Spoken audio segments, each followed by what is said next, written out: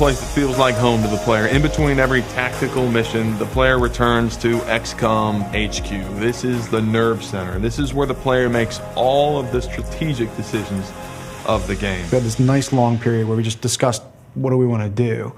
And when we started talking about the base, we would always refer to it as the ant farm, I think, and Jake would talk about it in terms like, you want to be like a diorama. And so I was going more along the diorama path where we were trying to make it a little more horizontal, a little bit more like a level. And we explored a bunch of different options with that, and it never really worked. And then one day, my lead tech artist and my lead character artist came in and they said, what if we actually did make this an ant farm? Like, let's mock something up and show me what what you think we're talking about. And so they put something together pretty quickly. Jake and I walked in there and took a look at it, and as soon as we saw it, it was like, that's really cool.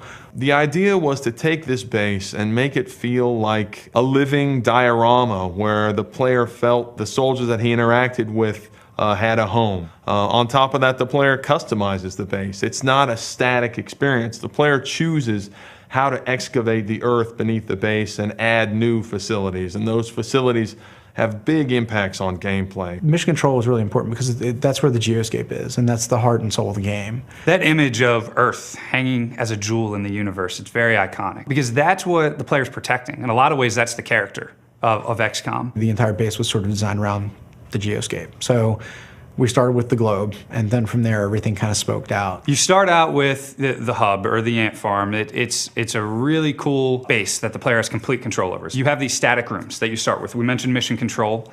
Then you also have engineering. You can build things like med packs, you can build all kinds of weapons, different armors, satellites, which you can then deploy on mission control to have a better view on the world and protection on the world. There are the laboratories. The player can build these out and really speed up the rate at which research progresses. Then you have the barracks, and this is where you do the promotion of your soldiers and the customization of your soldiers. We have the officer training school, and that gives big squad-wide tactical benefits to your soldiers. Then you have the hangar, which is another static facility, and that's where you manage your interceptor jets and give them different weapon loadouts.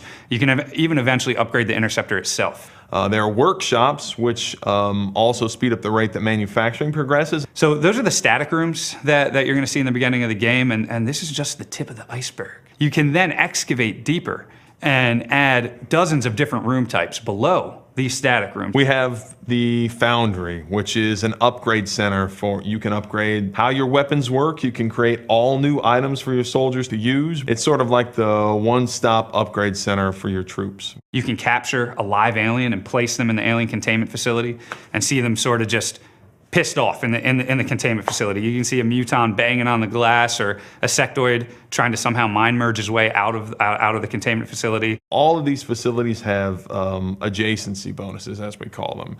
It really matters not only what you build, but where you build it. Certain facilities get bonuses for being built next to each other. You may get rebates on materials if all your workshops are built together, or you may get more power out of your power generators if they're built horizontally. The way you build your base definitely has an effect on your play style, on the way that the game progresses. If you really want to research items quickly, if you have a lot of things exposed in the tech tree and you want to study all these different artifacts, you may want to build a lot of laboratories. When you defeat aliens, you're going to bring back resources to your base, right, from the mission. So then you can bring these resources to the scientists in the science lab. Science labs is the first room that players will probably learn about. They can bring these resources that they got on the battlefield, might not know exactly what they are, but this is sort of where the magic of the tech tree unfolds, and you can start researching these different things from combat. Eventually, as you research them, you'll then be able to build these items in engineering. At the same time, if you want to build a lot of new armors, a lot of new weapons for your troops, if you want to outfit your soldiers, you may want to focus on workshops. It's always this trade-off. Those who really want to excel tactically, you're going to want the officer training school immediately. But when you spend money there, you're not spending money in the Foundry to upgrade the different vehicles, the different weapons and armor.